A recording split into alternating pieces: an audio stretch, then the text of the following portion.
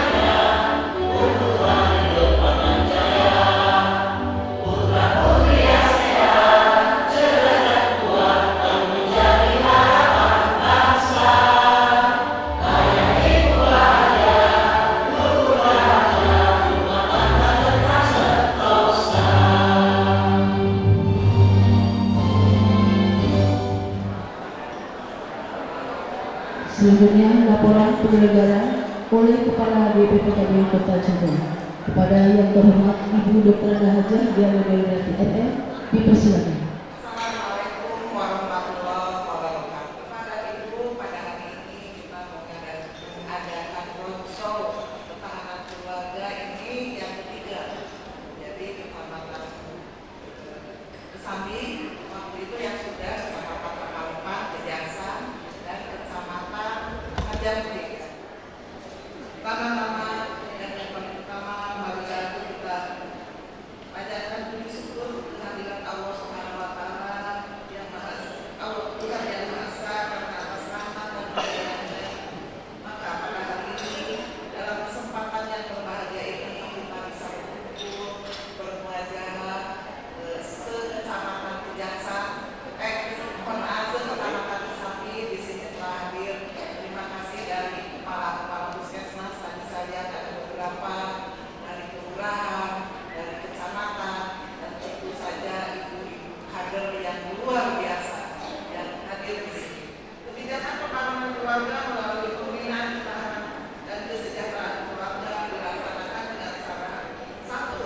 peningkatan kualitas anak dengan pemberian akses informasi, pendidikan, penyuluhan dan pelayanan perawatan, asuhan dan pengembangan anak.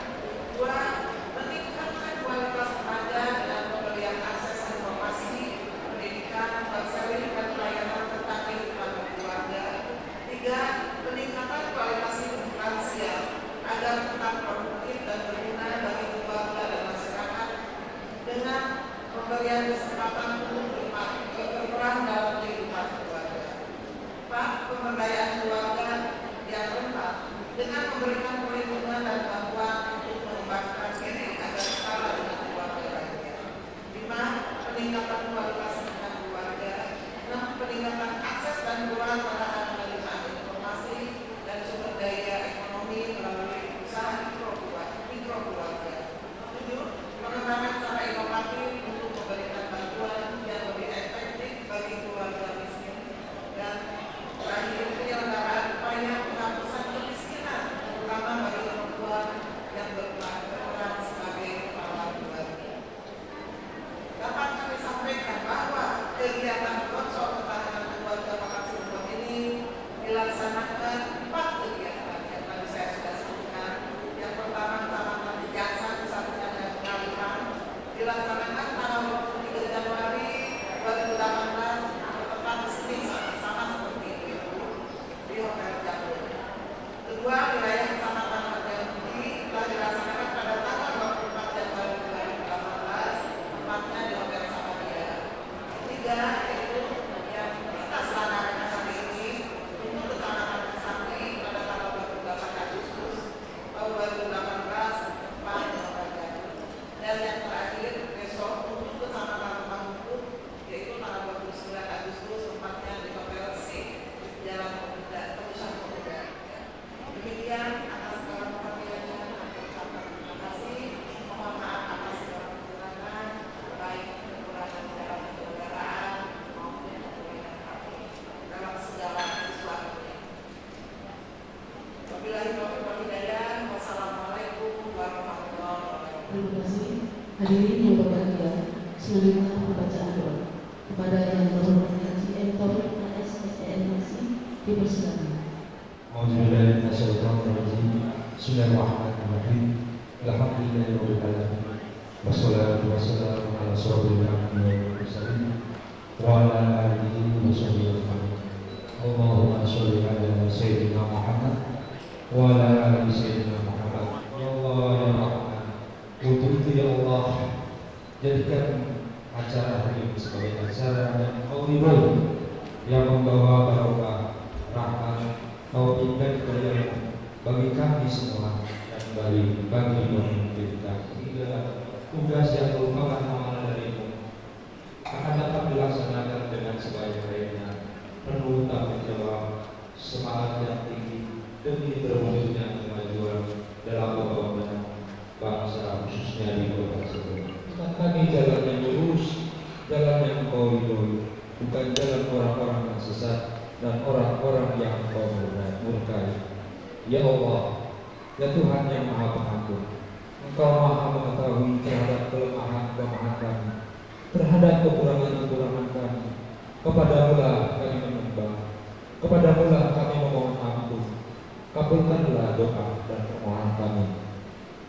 Allahumma selamatkan izin wa biyan jasa wajatan fil ilmi wa barakatan fil rizqi wa taubatan qabla maut wa rahmatan indal maut wa maghfiratan ba'dal maut.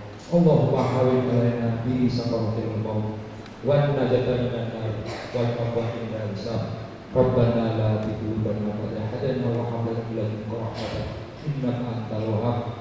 Rabbana atina fid dunya hasanah wa fil akhirati hasanah wa qina azabannar wa qina azabannar wa qina azabannar. Subhana rabbika rabbil izzati amma yasifun wa salamun alal mursalin walhamdulillahi rabbil alamin. Assalamualaikum warahmatullahi wabarakatuh. Hadirin yang kami hormati, demikian acara pembukaan Konsol Ketahanan Keluarga.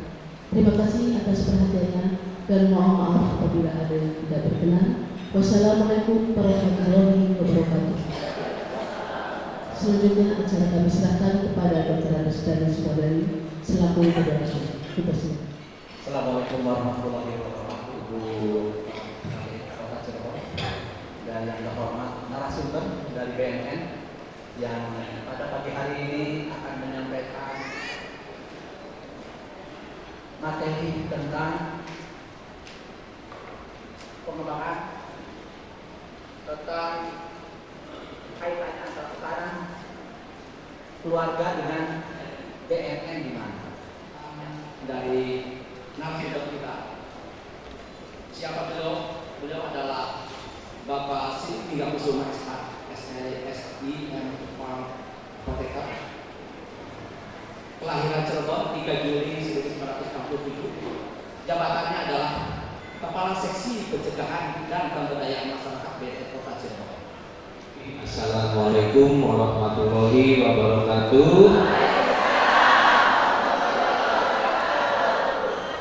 Kita sebagai orang tua sangat miris kalau kita bicara tentang fenomena sekarang di Kota Cirebon itu seperti apa.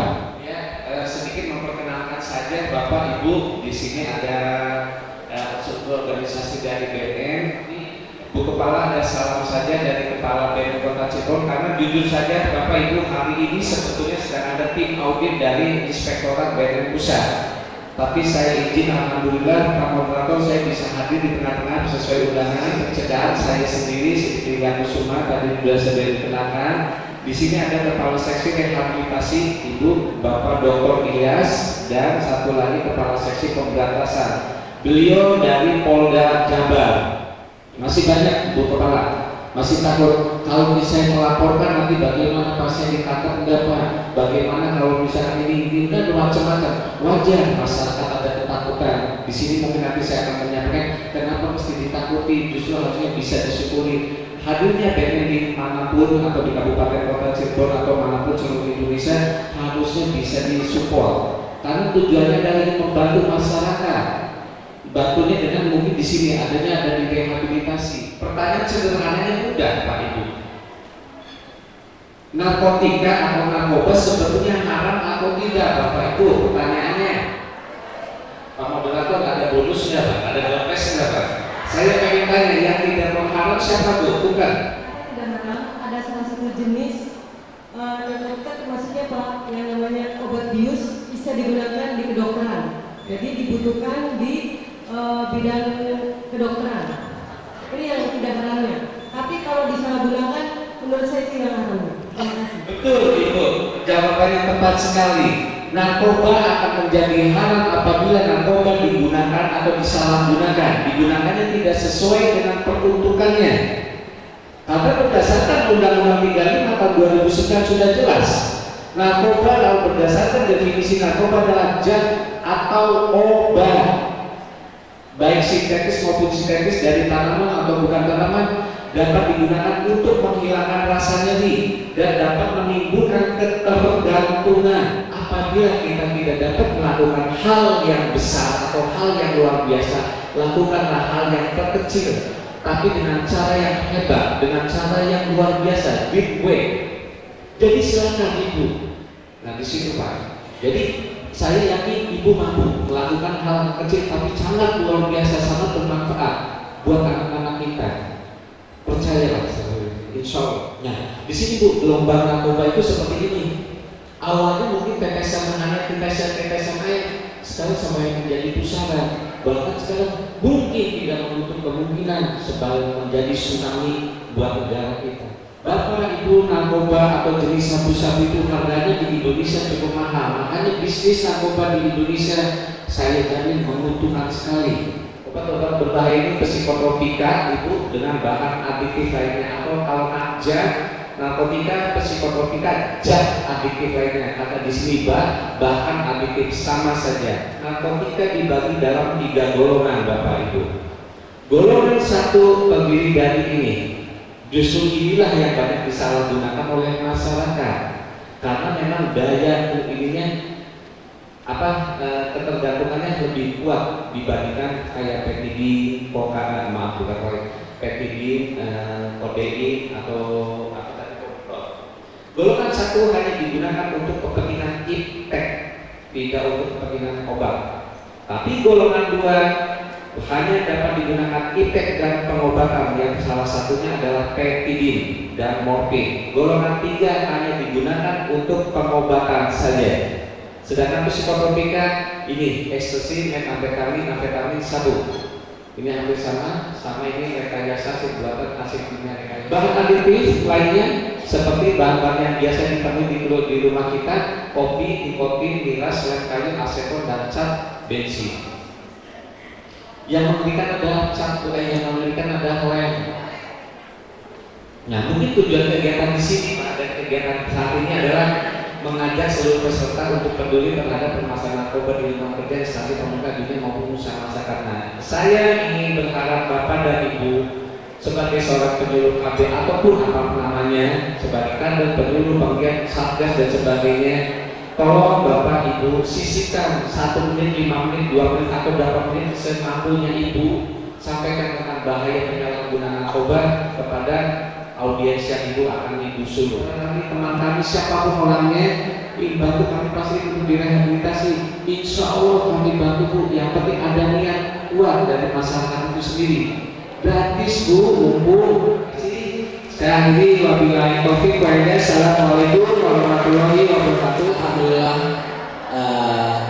yang disampaikan oleh Pak Siddiq ini banyak manfaat yang bisa kita petik ya, terutama dalam menghadapi darurat narkoba, dan ini sudah terjadi di seluruh kota di Indonesia. Assalamualaikum warahmatullahi wabarakatuh. Nama saya Triyono, saya perwakilan dari Kelurahan Nasional.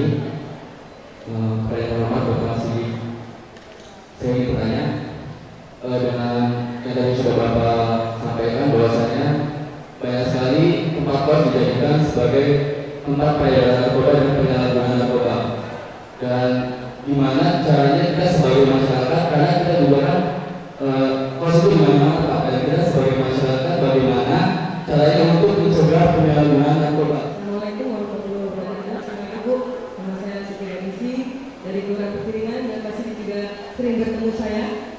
Yang ingin saya tanyakan, saya mohon dari Pak Siddiq untuk memberikan teknis bagaimana kita masuk ke keluarga agar persoalan ini bisa sampai di sini, tidak merambah ke lingkungan kita di sekitarnya. Assalamualaikum warahmatullahi wabarakatuh.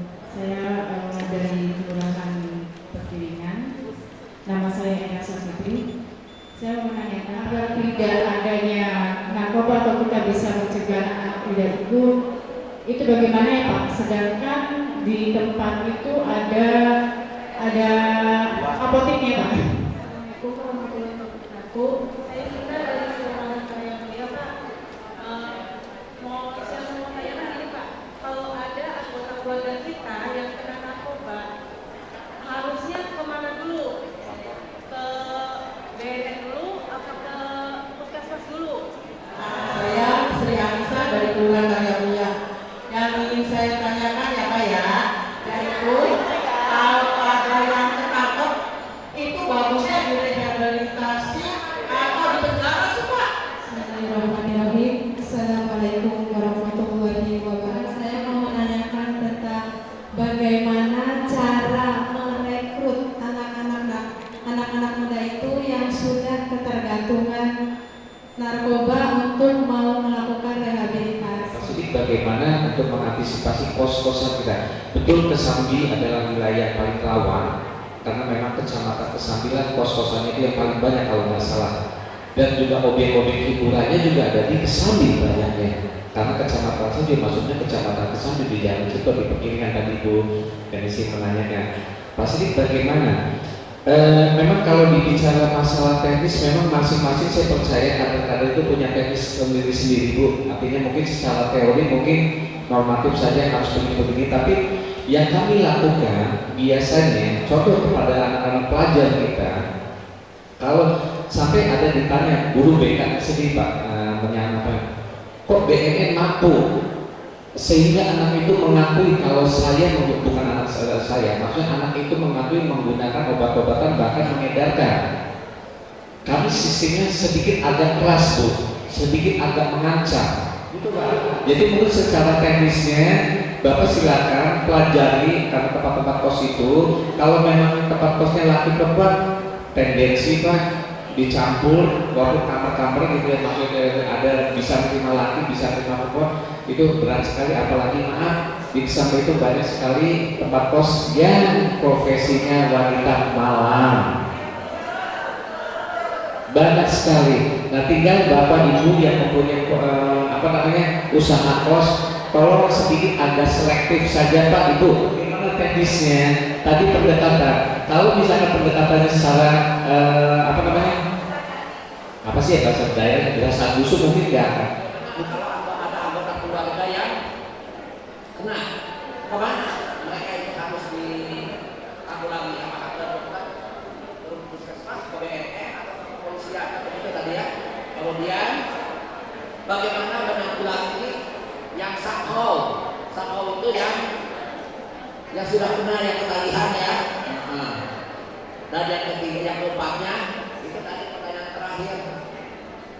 Kalau ada yang sudah kena, bagaimana tindak lanjutnya? Apakah perlu direhabilitasi atau dipolitiskan ya gitu? Jadi pertanyaan besar buat saya orang-orang farmasi, karena obat Dextro sebetulnya ibu, bapak pun sudah ditarik dari BPOM, sudah tidak ada yang namanya sediaan tunggal. Sediaan tunggal itu yang tablet Dextro. Kalaupun ada Dextro itu bentuknya komposisi seperti tadi komik, Dextronya ada tapi ada komposisi yang lain.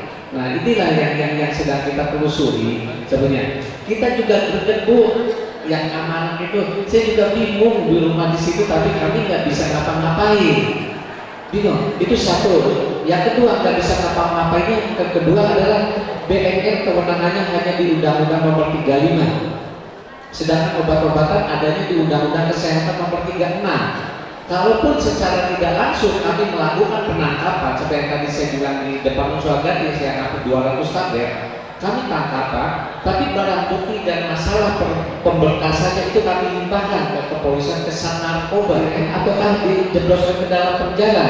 Nah boleh ibu nanti suatu saat misalkan ibu berdasarkan laporan ada proses sampai hukum, tanya ke polisi tersebut, tanya ke BNN tersebut, Pasidik bagaimana tentang penyelesaian masalah ini. Apotek yang di depan sebenarnya sudah tidak menjual, kalaupun menjual hanya dalam partai kecil, artinya sesuai dengan peruntukan resep Bu.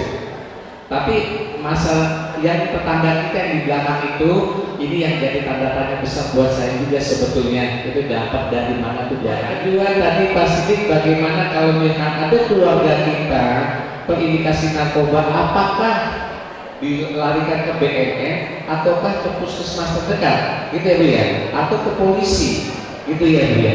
Kita tanya apakah ada niat ingin berubah, ingin sembuh. Kalau memang bukan suasana, kalau memang kondisinya tidak memungkinkan, ke puskesmas saja dulu Bu untuk pertolongan pertama.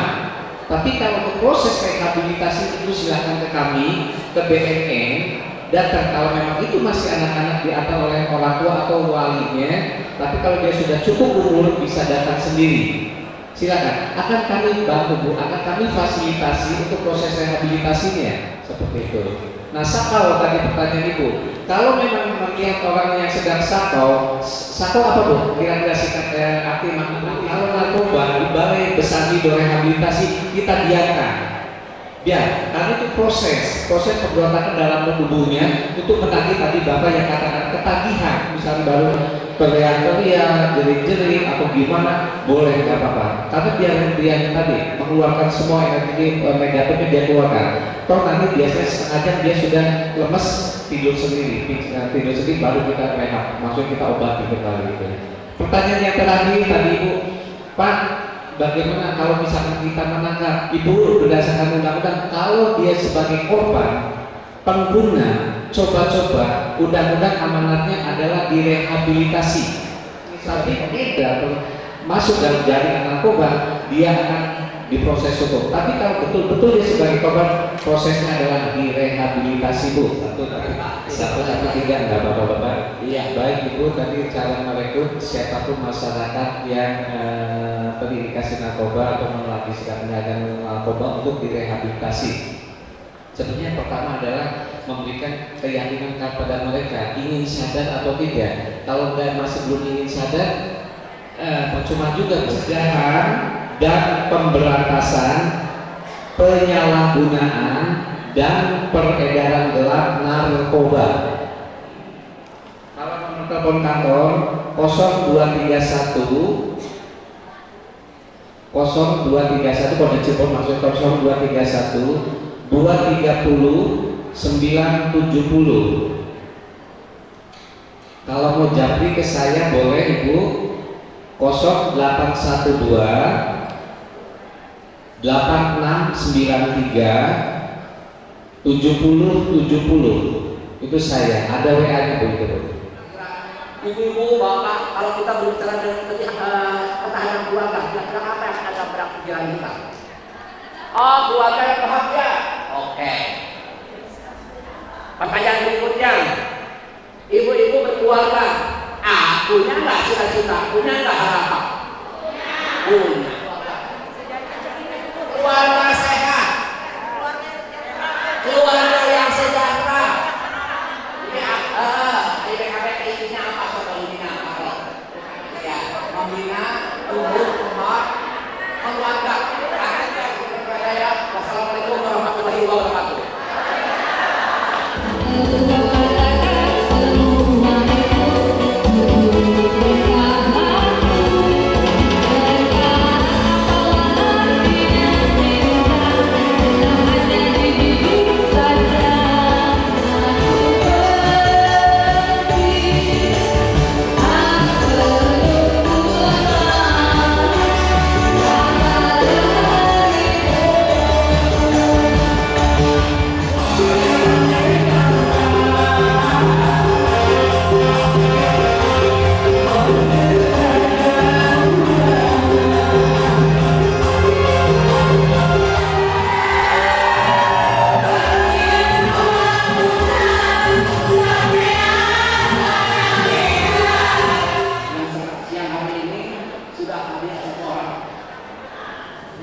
Siapa beliau?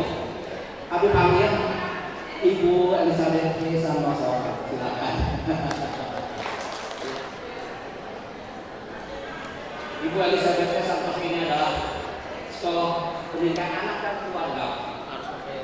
Beliau juga sehari-hari adalah dosen di Swiss German University. Kemudian beliau juga adalah penulis buku Raising Children in Digital Era. Kemudian anggota Komisioner Nasional Anak Indonesia. Ya. Beliau juga adalah Associate Coach Certification by International Coach Federation. Kemudian beliau juga adalah konsultan di Kepolisian Indonesia dan berbagai perusahaan. Ya. Kemudian beliau adalah of the year 2015 by serviceindonesia.com. Kemudian yang terakhir itu pakai beliau adalah ibu dari 3 orang anak. Assalamualaikum warahmatullahi wabarakatuh. Salam sejahtera Bunda. Terima kasih untuk yang saya hormati Ibu Kadis, Ibu Diana. Kita jumpa lagi ya. Tuhan sudah atur di mana kita bisa jumpa. Saya ketemu kamu hebat. Pak Sidik yang sudah berbagi tadi materi walaupun sebentar dengan saya di ruang sebelah. Terima kasih juga Pak Daniel ya yang hari ini jadi moderator, para tim yang sudah mengundang saya jauh-jauh dari Jakarta ya. Saya ingin berbagi, tapi nanti ada gamesnya, ada permainannya. Saya sudah siapin semuanya untuk para peserta hari ini hadir. Pola asuh anak di era digital. Bukunya ada di Gramedia. Ngomongin soal anak-anak di era digital, pekerjaan psikolog, dokter, psikiater itu makin ramai, lancar, alhamdulillah. Tapi juga sedih hati saya dikarenakan ramainya bukan karena hal baik, tapi karena banyaknya keluhan. Jadi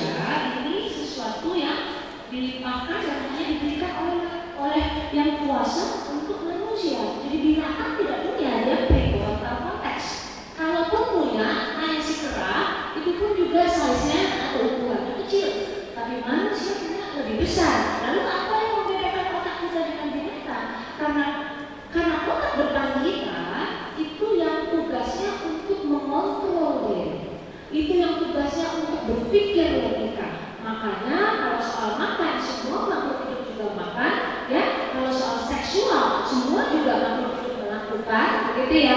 Nah, tapi kalau soal budi pekerti, soal mengontrol emosi, soal logika berpikir yang membedakan kita di sini. Oh, untuk kenal anak suka gadget itu harus tahu karakteristik anak zaman sekarang. Ayo, anak zaman sekarang kira-kira karakteristiknya apa? Yang mana? Langsung aja, bisa? Suka pengen tahu, alias kepo. Sama dong kayak kita. Apalagi kalau udah lihat nama itu orang ya, tuh ya gosip apa nih? Ini kita kerjain gitu ya. Oke, saya pengen tanya karakteristik anak zaman sekarang yang membedakan sama kita zaman dulu. Lebih kreatif benar ya. Apalagi aktif, hiperaktif, hiperaktif. Apalagi percaya diri. Ini kayaknya baca materi nih. Ya, baca materi ketahuan. Oke.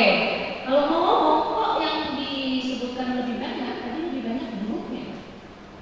Kenapa? Apakah memang anak zaman digital ini diciptakan lebih buruk daripada generasi sebelumnya? Apa yang membuat mereka lebih susah? Nggak santun, nggak sapa orang tua kalau pulang, nggak sapa eyang. Kalau misalnya pulang kampung, kenapa? Malas diajak pulang. Mengapa?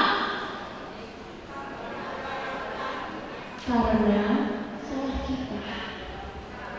Zaman dulu hidup itu susah, setuju? Mau cari pekerjaan, kalau kita minta gaji 1 tahun, gaji dong.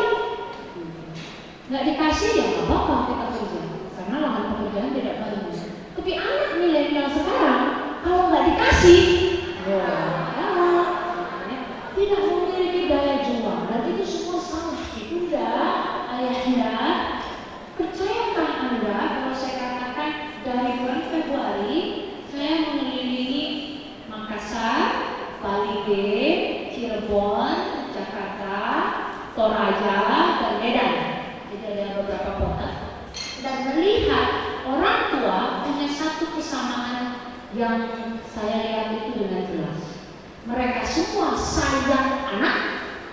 Orang tua makin pintar, tapi kegagalan dari orang tua zaman sekarang adalah tidak bisa membedakan antara cinta kasih dan memanjakan. Tapi orang tua itu harus mendidik anak, dan mendidik dengan cinta kasih itu mempersiapkan anak-anak kita pada saat kita tiada nanti. Mereka siap apa? Menangani masalah. Seks bebas dan narkoba itu 11-12 dempetan KKAB. Biasanya yang terlibat narkoba kebanyakan terlibat seks bebas. Seks bebas itu juga nggak lama-lama kemudian bisa masuk narkoba. Ini dempetan pasti, dan saya udah cerita tadi. Iya ini masalahnya juga harus diketahui. Tidak ada batasan, tapi ada aturannya. Satu, anak wajib melakukan dan mendahulukan semua kewajiban. Contoh, kalau anak TK, misalnya 3 tahun, kan belum banyak bermain. Dia boleh main setengah jam, lalu dia main lagi yang lain. Karena tidak boleh terus-terusan main itu saja. Dia harus bertumbuh, dia harus bergerak, dia harus belajar ketemu manusia lain. Disitulah gadget tidak bisa terus-terusan diberikan.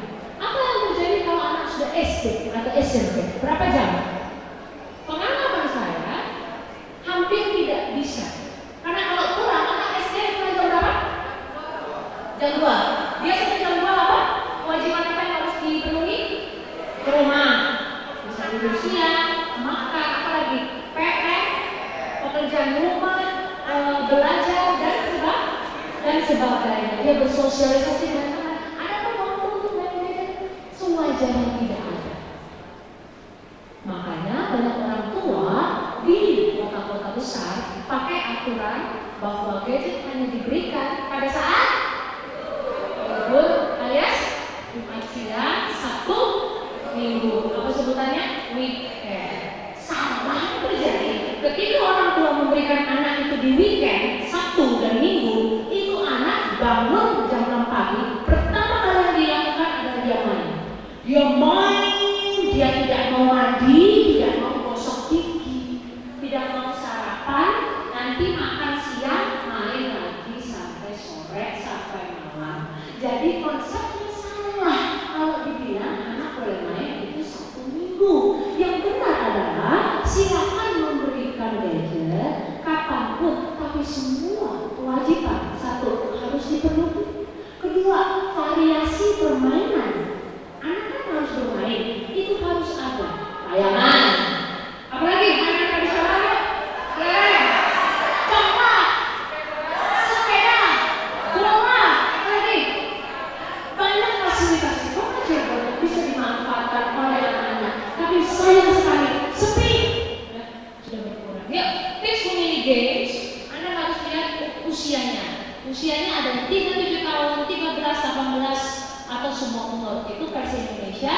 Itu saya dan juga Kementerian Informatika di Direktorat Jenderal IKA kami sudah sama-sama membangun ini sudah dari 4 tahun yang lalu. 2 tahun hanya untuk kebijakan, 2 tahun lagi untuk peluncuran dan juga sosialisasi.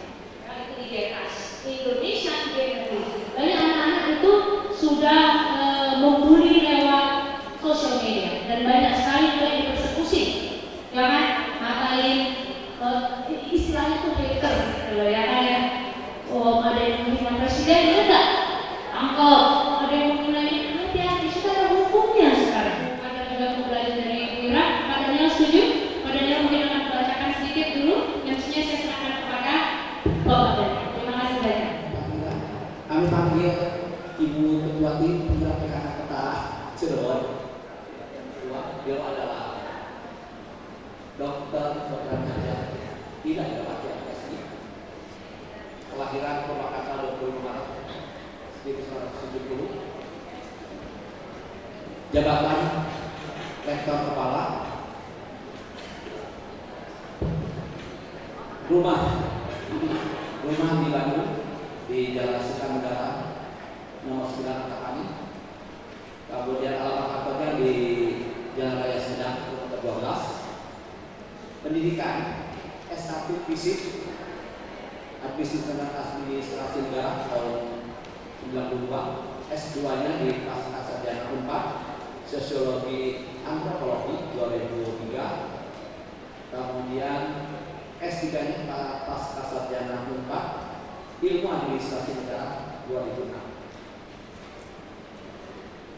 Beliau ini sudah banyak menghasilkan karya ilmiah, mulai dari peran lembaga politik dalam proses pengambilan implementasi dan evaluasi kebijakan publik sampai dengan analisis komitmen pelayanan publik aparatur pemerintah serta sore kabupaten.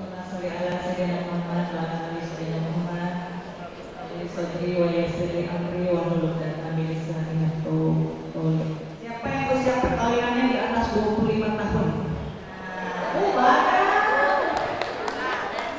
Di atas 30 tahun?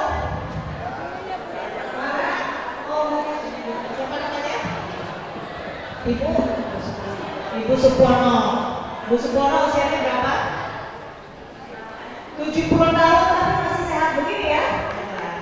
Gimana caranya mempertahankan perkawinan sampai 49 tahun? Kita saling menghargai, saling menghormati, dan kita selalu menerima apa adanya. Menghargai, menghormati, dan menerima apa adanya ya. Tapi kan kadang-kadang si bapak itu kan suka mau-maunya sendiri aja ya Bu ya. Kalau kita kasih tahu dia nggak nurut ya. Pernah nggak kayak gitu atau nggak pernah Bapak? Karena sekarang setelah manusia ini udah akhir balik.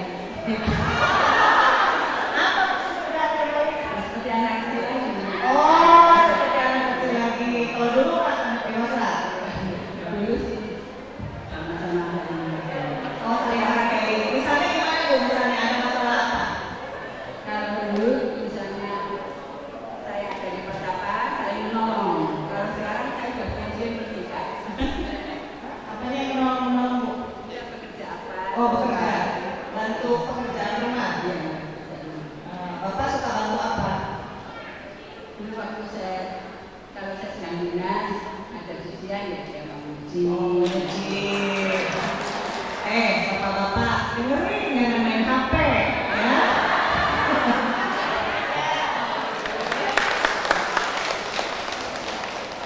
Nah, kalau udah ada yang senior begini, saya agak ketir ya. Ini mau menjelaskan tentang keluarga, tapi ada yang lebih bertahan dari saya dan mungkin banyak.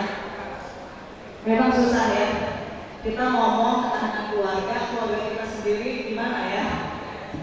Nah, apalagi kalau saya belajar dari pasangan-pasangan yang berpuluhan tahun, saya yakin di sini juga banyak dari udah angkatannya agak kesulitan menjawab. Harusnya malah menggali ya, menggali. Perceraian, ya. Nah di Jawa Barat ini tingkat perceraian cukup tinggi, terutama di daerah-daerah pesisir ya. Permasalahan perceraian ini jadi nomor satu nih di dalam keluarga. Kenapa?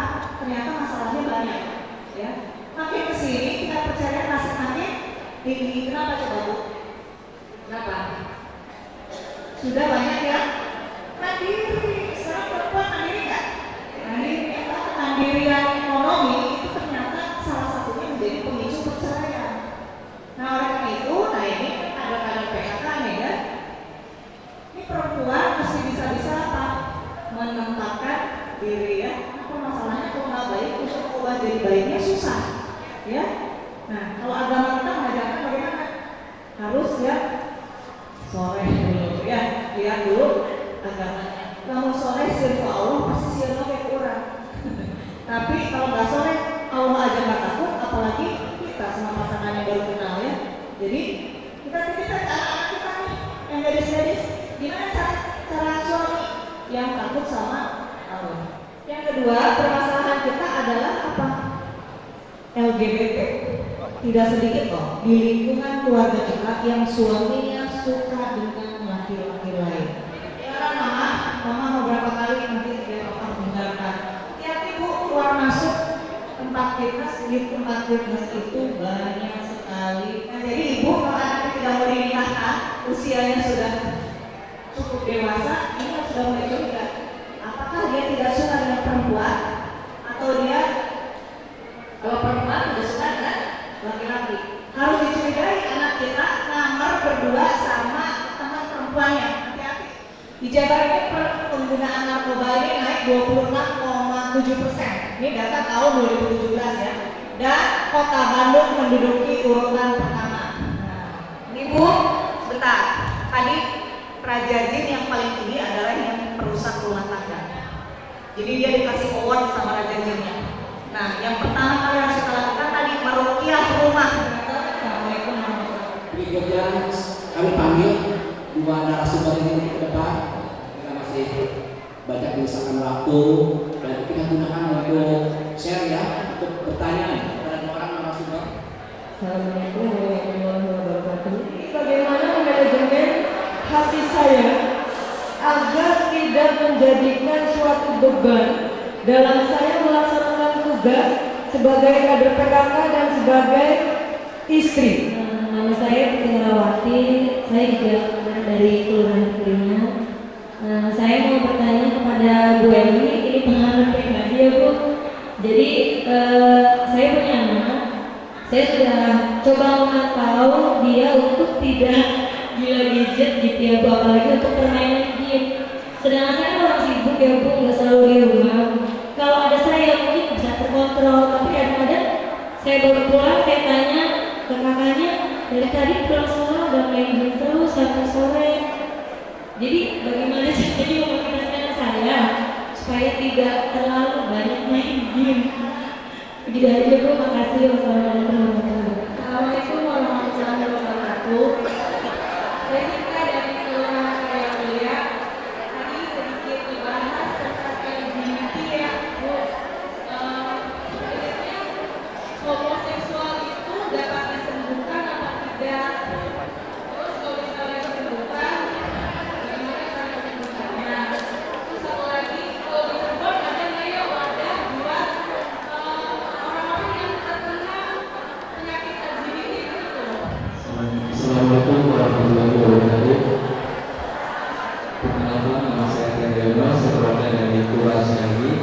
saya bertanya, yaitu kebanyakan orang tuanya takut anaknya bermain di luar, maksudnya pergaulan bebas itu. Gimana pendapat ibu dengan kejadian bahwasanya orang tua dia malah memilih tidak lanjuti hubungan pernikahan karena takut dengan pergaulan itu. Terima kasih. Wassalamualaikum warahmatullahi wabarakatuh. Memang wanita ini sulit ya. Mungkin lebih sulit dari laki-laki katanya, ya. Jadi wanita itu dari mulai melek sampai nanti tidur lagi nggak ada berhentinya ya. Jadi alhamdulillah ya. Kalau diizinkan oleh suami, alhamdulillah itu baru normal ya. Jadi memang harus izin. Kalau suami ada di rumah meskipun ya, ini saya sering terjadi juga. Saya dengan bapak jarang ketemu ya, kecuali weekend biasanya. Kalau weekend dua-duanya menahan diri dari kegiatan ya. Kadang-kadang nih hari Minggu pagi teman-teman saya suka ngajakin jalan-jalan ya. Karena Minggu pagi biasanya kalau ibu-ibu itu ada acara lari-lari kecil atau lari cantik, larinya sedikit ya, larinya setengah jam, minum-minumnya dan kopinya satu setengah jam. Tapi saya begini, bukan gak pengen ketemu teman ya, tapi saya begini, bapak ada di rumah itu sesuatu yang mahal gitu ya. Jadi saya menahan diri untuk tidak keluar karena saya ketemu bapak cuma sebentar, kadang-kadang cuma weekend aja atau kalau weekday saya hanya ketemu malam gitu. Itu pun gak setiap malam ketemu karena biasanya saya di Cirebon, bapak di Bandung, saya di Bandung, bapak di Cirebon dan begitu seterusnya. Jadi kalau diizinkan dan suami ada di rumah, ya kitanya pilih-pilih ya, pilih-pilih. Mungkin tidak setiap kegiatan kita hadir juga ya, dimana mungkin kita lihat situasi lah ya. Kalau memang sudah minggu ini keseringan keluar, mungkin menahan diri gitu lah ya. Semuanya. Oke, baik. Pertanyaan kedua. Ini pertanyaan yang sebenarnya pertanyaan yang bisa menjawab semua kekhawatiran kita. Bagaimana caranya anak biar tidak sering main gadget? Satu, dicatat tuh, tidak ada di materi itu kan? Satu, children see, children do. Anak melihat, anak mencontohkan. Jadi kalau mau anak yang nggak suka gadget, kita harus menjadi jadi kalau di rumah sudah saatnya quality time. Tadi Ibu sudah katakan Bu Ira bilangnya kalau di rumah tadi kan kita harus satu family time dalam arti kata kepada suami dan juga kepada anak. Bu ya setuju, jadi ada saatnya dia walaupun kita ada kerjaan saatnya tutup ya tutup itu berikan teladan. Kadang-kadang kita bicara kepada anak tidak berubris karena kan mereka suka katakan alah ibunya juga ayahnya juga main ya kan ya. Satu. Yang kedua adalah anak memang tidak boleh dihukum ya, atau kita sebut bahasa yang umum, tapi anak butuh disiplin dan manajemen yang baik. Saya yakin Bu Ira juga setuju. Pada zaman Rasulullah itu ada juga sebetulnya LGBT ya, homoseksual, dan itu diusir dari kota Madinah. Saking apa? Takut menyebar ke keluarga yang lain. Nah kalau di kita, saya lihat ini ada beberapa keluarga dekat saya juga yang dia lesbian, tetapi ibunya ini menganggap itu hal yang biasa mungkin ya, dekat dengan perempuan yang laki-lakian ya, yang tomboy. Nah menurut saya kitanya harus apa? Aware ya, peduli. Oleh karena itu mendingan kalau mau menikahkan masih muda, si anak itu jangan boleh pacaran, anak aja daripada anak dibiarkan pacaran. Homo ya kalau kita lihat datanya itu bisa kita hindari.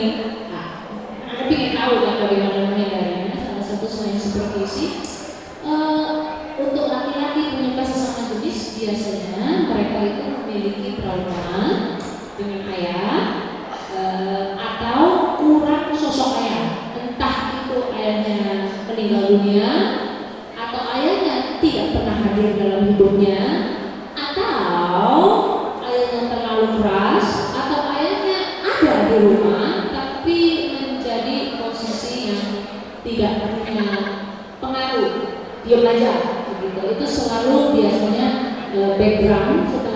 melakukan wawancara, mengapa mereka bisa ada ketertarikan sesama pria, dikarenakan biasanya kurang atau hilang yang sosok ayah. Nah, itu yang untuk laki-laki sesuka dengan sesama jenis. Bagaimana dengan perempuan? Kalau perempuan yang tadi Wira katakan apa yang suka cepat itu, dia merasa dirinya laki-laki, nggak ada yang salah. Biasanya itu memiliki pengalaman buruk dengan ayah. Ya, pengalaman buruk dengan ayah. Makanya ibu, kalau sesama jenis wanita itu kalau mereka berhubungan pacaran lebih seram dibanding sesama jenis laki-laki. Karena ada banyak trauma, mereka itu kalau bertengkar itu bisa jaga, ya, bisa pukul-pukulan sampai berdarah, itu biasa. Itu lesbian, wanita sesama penyuka sesama jenis, dan transgender. Dengan kelompok-kelompok kelihatan yang ibu bilang ada. Tadi saya menerangkan tentang bagaimana pentingnya BKB. Kenapa perlu ada BKB? Perlu nggak BKB? Perlu. Kenapa perlu? Tadi kesalahan pada pola asuh pada saat balita ini akan menyebabkan berakibat pada periode remaja dewasa sampai lansia. Ya, salah satunya tadi kasus LGBT. Oleh karena itu BKB harus